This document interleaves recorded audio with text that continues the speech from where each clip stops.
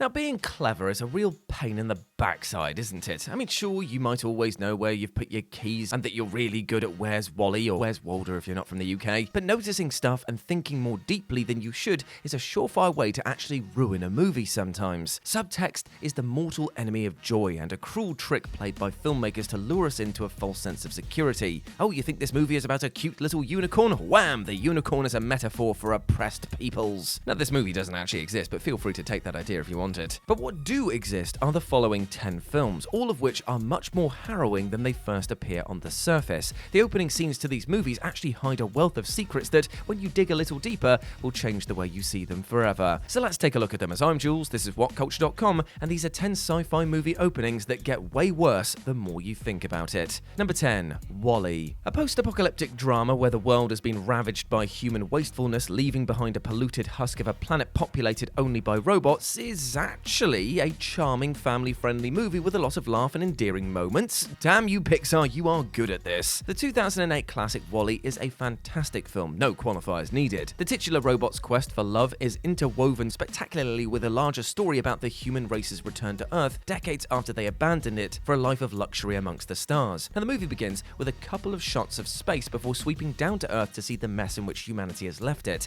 Everything is brown and rusty, with huge piles of garbage stacked in blocks. WALL-E is working tirelessly to collect the rubbish, and from the size of his stack, he's clearly been doing this for a bloody long time. How long exactly? When did the humans leave Earth? How long has WALL-E been on his own? We don't know at this point. All of these questions and more will just rush through your brain, though, as the dystopian scene plays out in front of you to the brilliantly jarring sound of Put On Your Sunday Clothes. It's just great. Number 9. Moon. One film about loneliness to another now, only this time it's got an actual person in it. Here Sam Rockwell stars as Dead Sam, a man living on a remote mining base on the dark side of the moon. Not only can Sam not go outside without blowing up, but he's also been living there about 3 years completely on his own. Well, at least no one's going to steal his milk, right? But Sam's loneliness is shown immediately through his conversations with his robot pal Gertie. He's Sam's only friend and clearly has been for a while, and so he's got no hang-ups about chatting with an automaton.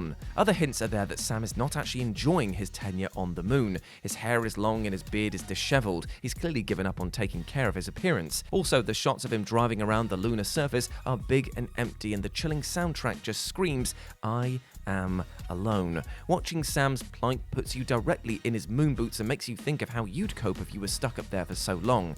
And don't pretend that you'd work out as much as he does. We all know that you wouldn't. I mean, I definitely wouldn't. Number 8. Cube. Have you ever woken up somewhere strange, maybe in a house that you don't recognize, or curled up next to a toilet that just stinks of sick, or perhaps a giant structure that's designed to kill you? Wait a minute, what was the last one again? The Canadian independent sci-fi horror movie Cube opens with a man coming into a dark room with no idea how he got there. But he doesn't have long to think about this though, as he's about to die a brutal death. Whilst trying to escape, the man exits one cube-shaped room and enters another. Unfortunately, as soon as he puts his feet down, a thin metal mesh swings open, chopping him up into tiny pieces. The pieces were cubes though, so at least his death was on theme. This is all a prelude to 5 more people waking up in the cube, challenged with getting free without succumbing to its many traps. Thinking about the abject terror of waking up stuck inside the world's deadliest obstacle course is enough to give anyone nightmares, especially when you think about how you might do when faced with this scenario. Suddenly I'm wishing that I worked out when I was on Moon now. Number 7. Signs. Now, crop circles, and I'm probably going to make some new enemies here, are pretty much 99% human hoaxes. This universal symbol of aliens is in reality just a sign that people are bored and have been running riot in a cornfield. Mysterious shapes laid out in crops are always linked back to people just having a laugh, but that didn't stop M. Night Shyamalan from making these serial-based tricks a big part of his 2002 movie Signs. The film opens with Graham Hess waking up to find his 2 children are missing. He chases them through the fields of his farm before coming across 2 huge circles that have been left in the maze. This symbol is repeated all over the world, hearkening the arrival of an alien species. Now, whilst all rational thought tells you that this is just a movie playing with the idea of crop circles that are being caused by aliens, your mind can't help but wonder about the real thing. What if the crop circles aren't actually a prank? What if they are really evidence that we've just been visited by little green men?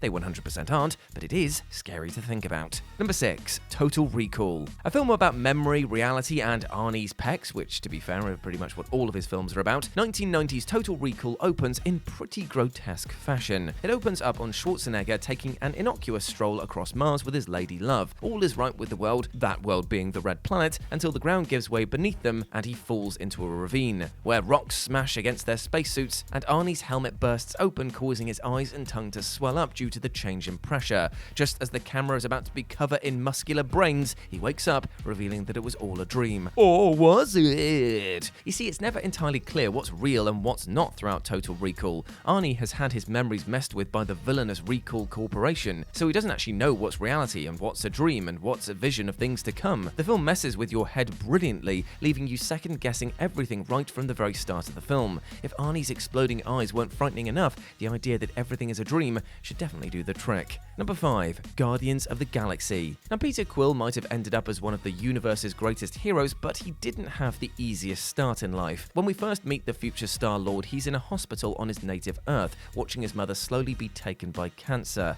The young boy is distraught when his mother passes away, running away from his extended family and fleeing the hospital. And as if things couldn't get any worse for him, he's then abducted by an alien spaceship. What a day, right? Now, there's a lot to unpack here. Firstly, the pain of losing a loved one so young is bad enough, but Peter clearly doesn't want to stay with the other family members that are supposed to take him in. We never explicitly find out why this is, but it leaves some very unsettling possibilities. Secondly, with the power of hindsight, we know that Peter's mother was killed by his maniacal celestial father Ego. So to round all of this up, we have a young child running away from his own family members only to be kidnapped by some aliens because his murderous demigod father killed his mum. No wonder Star-Lord has got so many issues. Number 4. X-Men Origins Wolverine. So let's get the obvious out of the way early. X-Men Origins is a terrible film.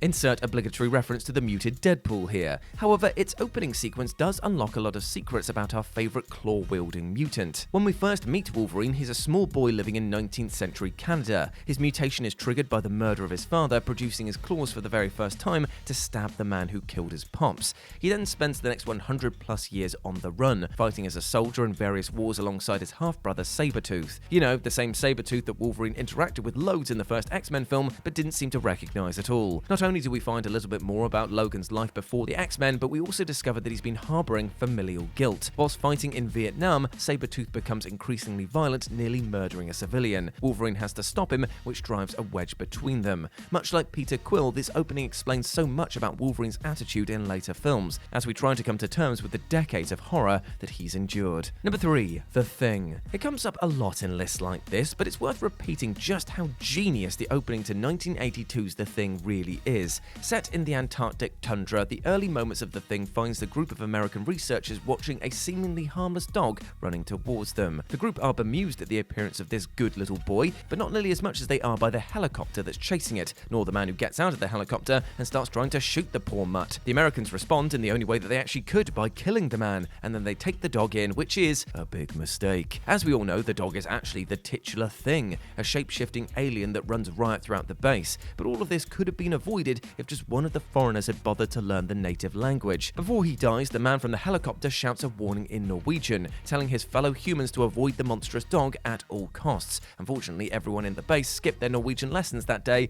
and so their fates were sealed. If only Duolingo existed back then. Number 2. Back to the Future. On the surface, the opening to 1985's Back to the Future is as whimsical as the rest of the film. Marty McFly lets himself into Doc Brown's office to plug his guitar into his giant amplifier. He plays a chord that blows him backwards into a huge stack of papers before smiling. But there's more to this light-hearted jape than meets the eye. Aside from the devastating hearing loss that Marty would have just sustained, there's also the question of why a young man is hanging out at an old guy's house. And it's because Marty's home life is awful. His parents' marriage is in disarray, his siblings are not nice to him, and it's actually quite bleak. Marty himself tells Jennifer that he doesn't want to end up like his parents, which would explain why he'd rather spend his time with Doc. He clearly finds kinship in the scientist, an outsider himself due to his fascination with strange experiments. And whilst it's nice that the two have found each other, it's sad that they have both been shunned by society and their own families. Well, that's a classic movie ruined forever. You're welcome, everyone. And number 1, E.T. the Extraterrestrial. And while we're at it, let's just ruin another one. Unlike several other aliens on this list, the species that spawned the creature known as E.T. are a kindly bunch who just want to collect a few flower samples. The botanist's spaceship lands in California in the 80s, and the stout little fellas go about their business. One of them gets distracted by the bright lights of a nearby city, which proves to be his undoing. The long arm of the law turns up, causing the aliens to flee, and in their haste to escape, they leave poor E.T. stranded on Earth. The rest, as they say,